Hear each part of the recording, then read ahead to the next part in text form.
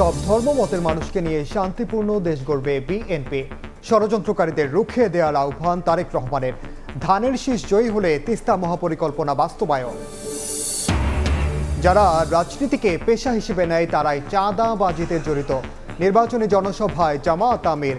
ক্ষমতা পেলে অর্থ লোপাটকারীদের শান্তিতে থাকতে না দেওয়ার হুঁশিয়ারি।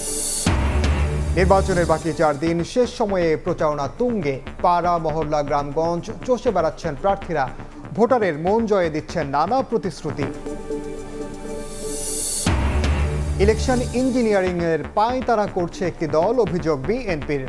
লেভেল প্লেইং ফিল্ড নিশ্চিতের আহ্বান। নির্বাচনে মুক্তিযুদ্ধ বিরোধীদের বয়কটের ডাক। এবং অর্থনীতি ও নারীর ক্ষমতায়নে গুরুত্ব দিয়ে বিএনপির ইশতেহার ইতিবাচক।